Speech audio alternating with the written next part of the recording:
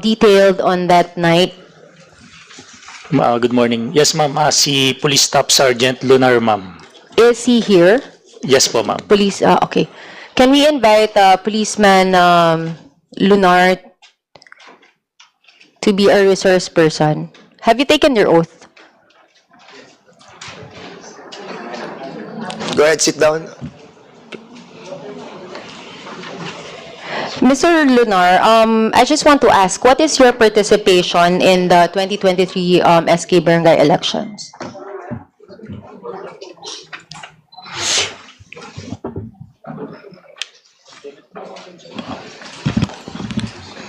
Your Honor, mag-security po ng mga ballot boxes.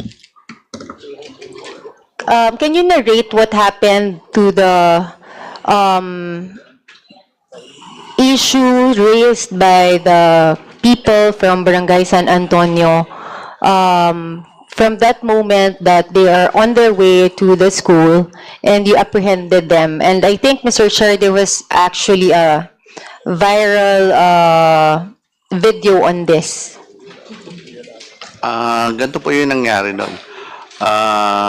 After na matapos po yung bilangan, dadalhin na po namin yung mga ballot boxes sa, kasi ang sabi po, sa Treasury Office po. Kasi nung nag-ano po kami, pinatawag po kami doon, yung bago ibigay yung ballot boxes, galing sa munisipyo, dadalhin sa school na gagamitin. Nagkaroon po doon ng pinatawag po kami ni election officer at sinabi na mag-security kami. At pagkatapos po na madala sa school at pagbalik, doon po dadalhin sa Treasury Office yung pagkatapos po. Can we ask Mr. Chair, the COMELEC present today, if that is really the protocol? We have invited the COMELEC city election officer, Ms. Attorney Alan, di ba? We have invited him or her. Who is the election officer of San Pedro? Good morning, Your Honor. The election officer of San Pedro City is not present at the moment, sir. Have we invited the election officer? Was there a motion for the invitation, or we haven't invited? No, We did have not. not. So okay. All right. Maybe Mr. Alan Enriquez have the power to answer all the queries. Being the regional director, kasi directly hindi mo alam no? Yes, Your Honor. It is within the discretion of the election officer if he or she thinks that the assistance of the PNP is needed in transporting election paraphernalia. Okay. Was there a what do you call that? A reported incident? Yes, Mr. Chair. Actually, one of the barangay official named Josie Pama is actually here, and we invited her to be the resource person. So maybe we can invite also Miss Josie to sit down and explain and narrate what happened. Where is she? Can we invite the resource speaker to sit in front? You can proceed.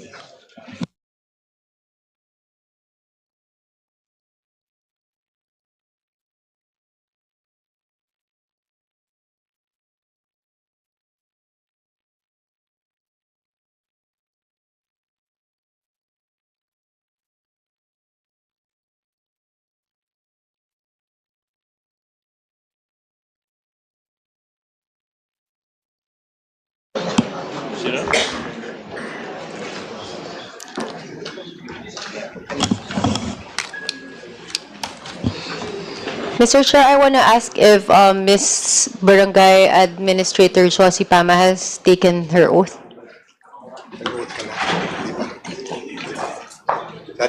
Actually, we have already asked everybody to stand up a while ago. So I presume that everybody have taken their oath. So have you taken your oath? Hindi ka tumayo kanina? Hindi. Oh, sige, you stand up. So, take the oath of the resource. Please raise your right hand. Do you swear to tell the truth, the whole truth, and nothing but the truth in this inquiry? Thank you. Please take your seat. Okay. Mr. Chair, to Miss Josie Pama, can you narrate what happened or transpired that night after the elections in that school? Can you narrate it in the floor? Opo, bago po ako magsimula, ako po si Josie Pama.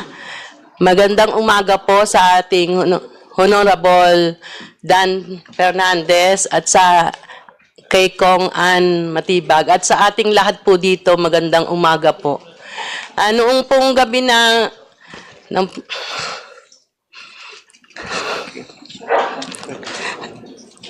Teka po, kasi parang na-trauma ako dyan eh. Gawa nung gabi po yon ng barangay election, nung araw na yon, ng 11:45 na ng gabi, pagkatapos po ng bilangan, ngayon ko lang po kasi naranasan ng ganun nangyari nung araw na yon, nung gabing yon na naka-ready na po yung 3 sasakyan, sumakay na po ang mga guro, sinakay na po ang mga ballot box, then pati po yung mga watchers na dapat kasama, dahil sa kulang ang sasakyan ng isa, hinintay pa po namin yung isang sasakyan. Ngayon, nung 3 ballot box pa po ang hindi na isasakay at saka may ilang guro at watchers. Nung pumasok lang po ako sandali, pag ko narinig ko, tinakbo na po na agad nila yung sasakyan at yung mga motorsiklon, mga riders. At dali-dali na po akong lumabas, sumunod na po kami. Ngayon hinabol po namin sila. Pagdating po sa United, natatanaw ko na rin yung highway. Nagulat ako nung ikinana nila imbis na kaliwa. Kasi ang papuntang San Antonio Elementary School, pakaliwa po. Ang papuntang kanan, City Hall po yun. Kaya nung nakita kong pumanan sila, parang na-tense na po ako at nagtatawag na po ako sa bintana ng sasakyan. Sabi ko, ano tayo, kaliwa tayo, San Antonio tayo. Pero po, parang hindi po narinig ng mga ibang riders. Kaya nung pagdating po sa may likod ng palengke, talagang malapit na kami sa City Hall. Buti na lang po na may nakita ko isang riders na kakilala ko at sinabi ko sa kanya, dali, harangin nyo, papunta tayo ng San Antonio kasi bibilangin pa lahat po yung ballot box doon, yung ballot, opo, yun po. Kaya pagdating po doon sa may papuntang City Hall, hinarang na po ng mga ng mga riders na kakilala ko hanggang sa sabi nila, kalma ka na, papunta na kami ng San Antonio. Kaya po napunta na po ng San Antonio. At yung sinusundan po kasi nila, ang isang van na ang nagdadrive po ay yung pulis na sabi nila si Lunar po. Ngayon po, papunta na kami ng San Antonio. Pagdating sa may McDonald, nagulat ako dahil tumigil na naman ang sasakyan. Halos, nakita ko na yung mga SWAT, poso na nagdatingan. Sabi ng mga rider sa akin, Ate Josie, hindi namin kaya to dahil marami na sila, maraming pulis na tong nandito, may SWAT pa. Kaya pilit pong binabalik ng City Hall ang sasakyan, yung mga jeep na may mga lamang ballot box at yung mga guro. Kaya tumawag na po ako sa radyo, may hawak po akong radyo noon, kaya tinawagan ko na lahat, pati po si Attorney Melvin Matibag, tinawagan ko na po siya. At yun, nagdatingan naman po agad sila. Kaya yun, nakarating po kami ng San Antonio. Okay, Mr. Chair, since Attorney Melvin Matibag here is a resource person, maybe you can also shed light on this happening. Yes, Attorney Matibag, you have the floor. Thank you, Mr. Chair. Thank you, Congressman Acop, and to everybody. Good morning. Yung kinikwento po ni Ma'am Josie Pama that is exact recollection of what happened. For the record, kaya niya ako tinawagan, during that election, I'm acting as the election lawyer of Kapitan Jun Inyon. I'm the head legal counsel during that election. So we were surprised to get that report na instead na sa canvassing area, which is the San Antonio Elementary School dadalhin, nagulat nga kami na may report na pinipilit sa City Hall. So we immediately boarded our cars and hinabol namin, inabutan na namin sila doon na papunta na ng eskwela dahil inaharang ng rider, nag-aatakan talaga. Nakita ko yung sasakyan nga nito ni Police Officer Lunar. And just to be very precise doon sa nangyari, sinampas ko yung bintana ng sasakyan niya. Sabi ko, hinto mo. Nung binuksan niya yung bintana, sabi ko, Police Officer ka, bakit yung mga election return na yan, tsaka ballot boxes, dadalhin mo sa City Hall? Anong instruction sa'yo? So ang sabi niya, ito yung instruction ng election officer Pahad. So happen, I have the number of election officer Pahad. Tinawagan ko siya. Sabi niya, wala akong instruction na ganun. Malinaw ang utos namin na lahat ng election return dalhin sa canvassing area at mag-canvass. So, sabi ko, sino talaga nagutos sa'yo? Until eventually, umamin siya, sinasabi niya yung CTOC. May tinawagan pa siya, naka-speakerphone, pinakakausap sa akin sa CTOC. And categorically, sinabi, no utos de Hepe, na sa City Hall yung mga balota na yon at yung mga election return. That is my exact recollection. Sinabi ko pa kay Police Officer Lunar, don't you know na offense tong ginagawa mo? And that is very well qualified na dalhin sa Napolcom tong kaso mo na to. So, yun po yung pangyayari nung araw na yun. Na according also dun sa opening statement po ni Kapitan Junin yun. So, Hepe Valenzuela, you were mentioned, no? Do you have an idea? Are you aware of this incident? Yes po, ma'am. Yes po. Okay, was it really your instruction? May ano po, ma'am, pardon po? Was it really your instruction? Ano, ma'am, my instruction is to provide security, ma'am, for the election. For the election, ma'am. Other than the security,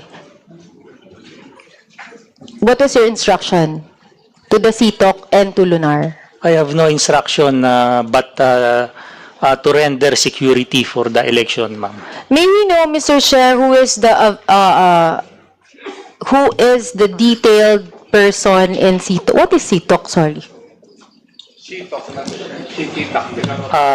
City Tactical Operations Center, ma'am. So maybe, Mr. Chair, we can also invite the person detailed on that night, so he can also shed light on this incident. You're asking for the what, Congressman? Invitation as a resource person. Who? On the person who is detailed on that night. Okay, so do you recall those police officers who have been a part of the security detail of that ballot boxes? Yes po, Mr. Chair. Can you are they here? Yes po, Mr. Chair. Oh, they're here, so you can directly ask them the question. Can we invite those who have been assigned to secure the ballots on the Barangay San Antonio during that time? When was that? October 30? Where Hepe, nasaan po yung mga asan yung mga anong mga names? Anong names? Hepe, can you kindly call them? Si Staff Sergeant Abaha po. Sergeant Abaha, please upo po kayo dito. Sino pa po?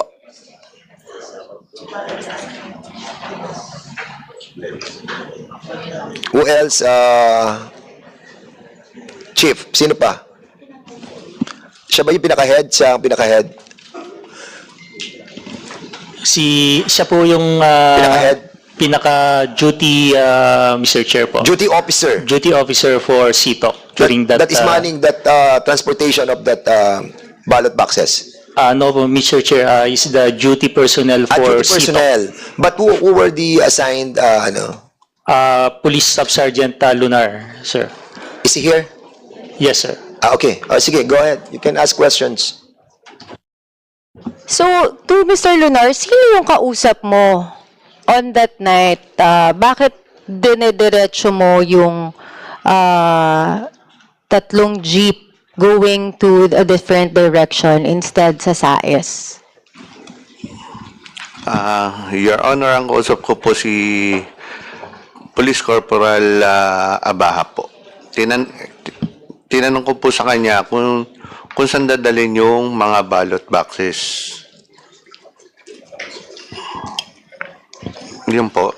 Tinanong ko po sa kanya. Kasi bago pa po dalhin yung mga ballot boxes sa dalhin sa school, ang nagkaroon po ng briefing si Attorney Fahad na ang sabi sa Treasury Office po dadalhin. Kaya nung pabalik na po,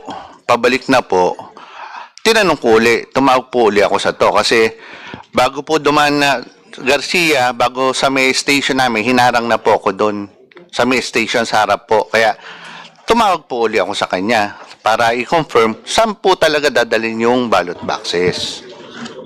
Kaya pagdating po doon sa harap ng station, doon yung dating katabi na landmark, binuwelta ko na po, papunta na nga po doon sa Cambasing po, sa elementary school ng San Antonio.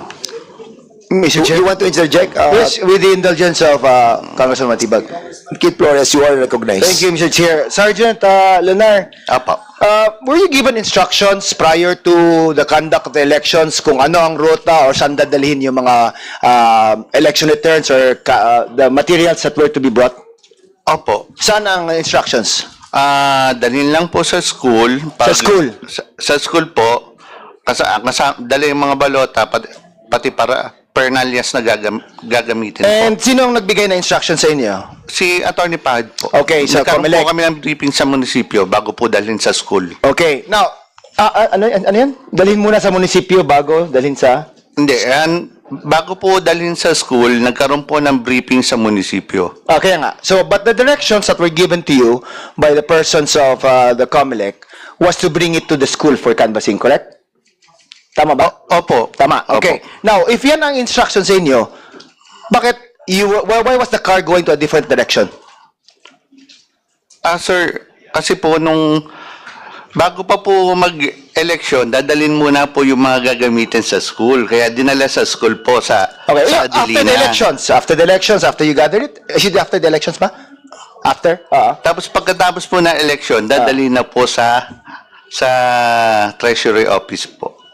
Sa treasurer's office Apo. na, hindi na doon sa school, Opo, supposedly opo. na... Yun po yung Yun ang instruction sa election inyo. officer po. Okay, Yun now, po is it- instruction po. Can you confirm na sakay sa sasakyan na yun si Barangay Administrator, what's your name? Josie Pama? Kilala niyo ba ito? Opo. Okay, now, was at any point in time, was she asking you questions? Bakit tayo pumunta doon instead of another location? Hindi ba? Hindi niya ba Wala na-raise po, sa inyo? hindi ko po siya nakakausap. Hindi mo nakausap. But you were in the same vehicle? Hindi po. Nasa unahan po ako nung naka-security po ako. Naka-security ka. Okay, now, when some persons were trying to block the vehicles, what did you do as a police officer? Anong ginawa mo? Yun nga po, tumawag po ako sa SITOC para i-confirm kung saan talaga po dadalhin yung And the instructions that were given to you was, ano yan?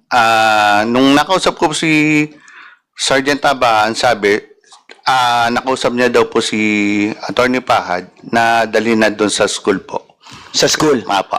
Instead of the treasurer's office? Yes po. So, bakit may changes sa instructions na yan? And hindi ba tama din na nakaka-alarma na en route, you're going to a different direction other than that originally agreed to? Comelec, is there... Executive Director, sir, can you comment on this? Kasi I really don't know the exact steps that should be taken supposedly. Good morning, Mr. Chair, Your Honors. Ang talagang procedure po dito, after ng counting ng mga balota, gagawa ng ERs. Then yung ERs, dadalhin kung saan magkakaroon ng canvassing. So ito, since barangay elections to, usually yung canvassing, hindi sa munisipyo, kundi within the barangay, kung ano yung lugar na napag-agrihan. Usually schools yan. Okay. So within the barangay lang. So, thank you, Executive Director. Now, if that is, but you're saying, Sergeant Lunar, na may nag-instruction sa inyo, di ba? Tama? Na to bring it to the City Treasurer's Office. Opo. And that you tried to confirm it by calling CTOC. Tama? Yes po. And that the CTOC personnel that you were able to talk to told you also that it was the COMELEC election officer, Fahad, who gave you the instructions na doon sa City Treasurer's Office dadalhin. Opo. Tama. Sino nakausap mo? Sorry? Si Police Corporal Abaha po. Is Corporal Abad present? Yes po. Okay, now, Corporal, Mr. Chair. Go ahead. Corporal, do you confirm na binigyan kayo ng instructions ni Fahad na dadalhin to a different place other than the school ang mga election returns? Sir, good morning po. Yung sa briefing po, sir, kasi yung instruction po doon, sir, ay sa City Hall po. Sa City Hall? And you were present in that briefing, and the briefing was conducted by the COMELEC election officer? Yes po, sir. Opo. Any representative from the COMELEC election officers present here? Meron ba? Wala. Well, siguro mas mabuti sana kung nandito. But anyway, sa nangyari ito, based on the statements by Lunar and barangay administrator, what happened na iba yung yung location ng pagdadalan sana ng mga gamit na to? Sir, bali, kinonfirm lang po sa akin po ni Sergeant Lunar po yung doon po sa about doon sa pagdadala ng balota, which is agad-agad po namin itinanong po sa COMELEC po para po malinaw. Okay, Tapos and sinabi then, po sa kanya na dalhin po doon sa school. sa Doon school. po ang sabi So, ko, na-correct opo. naman? Yes po, opo, sir. Na-correct? Opo, na-correct po kagad So, po yun, sir. bro, natural din siguro, di ba, for the parties concerned na maging concerned na bakit doon tayo pupunta sa isang place instead of the school na kung saan sana gagawin yung other activities in the canvassing. Correct? Mr. Corporal Luna, what's his name? Abaha po, sir. Abaha? Tama ba? Abaha. Opo, sir. Opo. Okay, so anong ginawa niyo para to diffuse the tension or to explain? Na may explanation biglang binigay na ito yung nangyari because this was the instruction given to us by whoever it is that gave you the instructions? Sir, bali, wala po kaming idea na may reklamo po, sir. O so hindi kayo aware na nagkagulo na, may hinaharang na yung mga sasakyan, gano'n? Bali, yung kay Sergeant Lunar lang po, sir, na in-explain niya po sa akin. Yung tinawag niya po, sir. Tapos, in-inform ko lang din po sila, COP ko po. So, in-inform mo si COP? Po. COP, anong instructions mo after being informed na may insidenteng gano'n? Good morning po, Your Honor, sir. Sir, nag-request po ako, sir, ng karagdagang personnel para ma-diffuse po yung tension, sir. By diffusing the tension, are you referring to the presence of SWAT ba yun? Mga armadong mga police officers that you asked to respond to? Is that how you diffuse the tension? No, sir, I requested from the PPO kasi may mga reserve personnel po kami for that activity, election. And then, nag-grant naman po yung aking request. Alright. Now, can you confirm for the record lang na ang instructions that were given to the police officers who were escorting these ballots was to take the paraphernalia to the schools for canvassing? Yan ba ang instructions ng COMELEC election officer? As far as I know, sir, ang instruction is after the election and canvassing, tatransport po ang mga ballot boxes sa treasury. After the canvassing? After the But this canvassing. was for canvassing pa?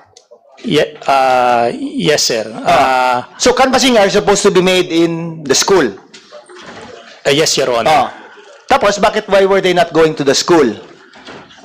Because, Your Honor, hindi ko lang po alam, sir, yung nangyari dahil wala po ako doon. But then, narinig ko po sa instructions made by COMELEC officer nung tapat po kami ng City Hall na ang after the election and canvassing, dadalhin po sa Treasury ang ballot boxes. Okay, now just to be fair, no, para at least fair tayo with the police officers din present, no? Do you think that there was some form of confusion given by the conflicting instructions coming from the COMELEC election officer? Nagkulang ba si COMELEC election officer para explain sa inyo what to do on a step-by-step basis siguro? Nagkulang ba? Hindi ko lang po masabi, Your Honor, but then kasi po dun sa San Antonio, we have, sa San Pedro, we have 25 polling precincts. Right. And yung each polling precinct, after the election na mangyayari po doon, ang instruction po, dadalhin yung ballot boxes sa Treasury. But then But before the elections, there were instructions given, correct? Everyone was briefed, supposedly. I assume na everyone was briefed. Tama? yes po, Your Okay, Honor. Sergeant Lunar, saan ba nanggaling yung confusion? Sa where to go, what to bring, and where to bring it? Where's the, siguro, pagkukulang in properly informing you on what to do and where to go?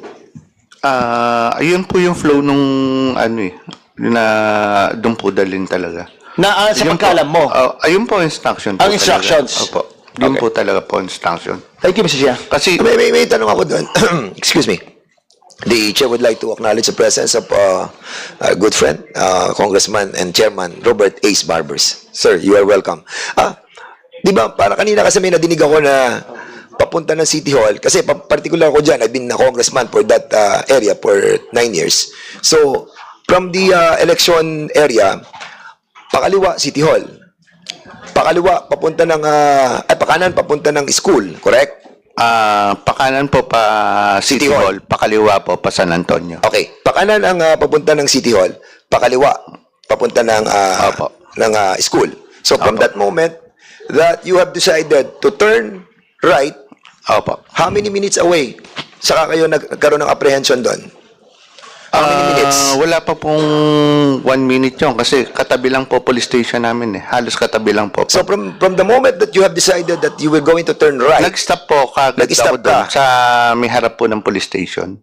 and then from that Tumawag moment po ako. that you were stopped, then nagkaroon na doon ng commotion. Opo, inarang nga po ako doon. And then you Tumawag po ako sa CITOC na sinabi ko na gano'n. Sabi niya, hindi, dali mo sa school. Kaya ibinuelta And ko who na told you kagad. that? The head of the Si ano po, yung tactical po. Okay. Apo, si Abaha. Si Abaha po tinawagan. So from that moment that you learned that the officer on duty told you that mali, bumalik kayo. Opo, binuelta ko na kagad po yung sasakyan ko, kasunod po yung mga... Will you confirm this? No? Kasi I'm not in the position to no.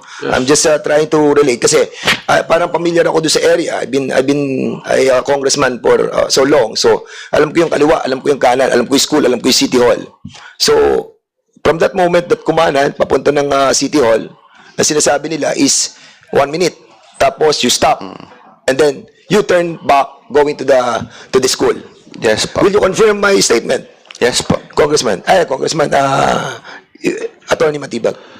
Mr. Chair, medyo buti na lang familiar ka rin sa lugar. No? Unang-una, imposibleng 1 minute eh. Dahil if he is referring to the police station, nasa loob na ng bayan ng San Pedro yun eh.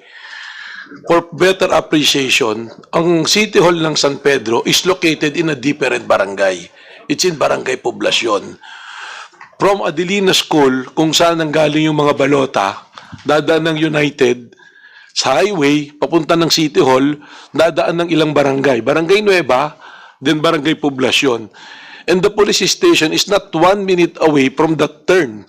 Dahil nandoon yung police station sa may Barangay Poblacion eh. So yung sa account ni Ma'am Josie Pama, at naririnig ko dun sa radyo na umiiyak sila, pati ibang watcher, mahaba na po yung proseso nanggaling kami sa headquarters ni Kapitan Jun Inyon, which is located by the exit of San Pedro, which is probably 5-10 minutes away kung saan na namin sila inabutan. And based on the account of Ma'am Josie Pama, there were 2 instances na hininto. Yung unang hinto nila, yun doon na sa papalapit na sa City Hall.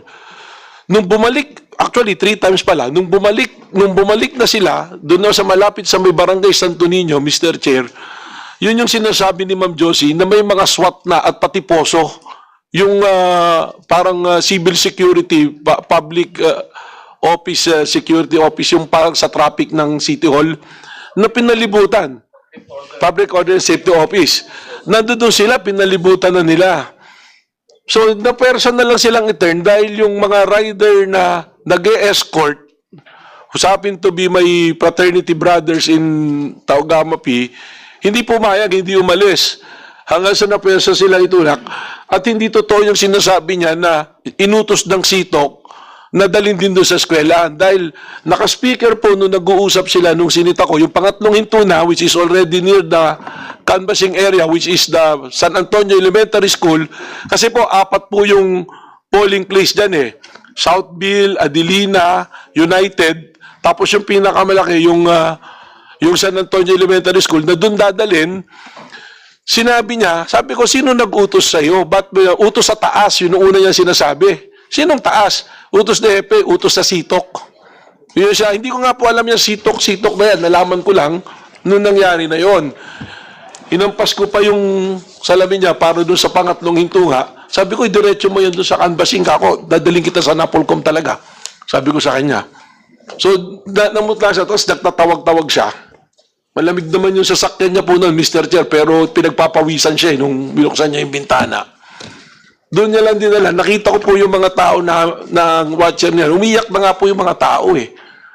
Tsaka nakita ko talaga rin yung presence ng humahabol na mga SWAT at poso.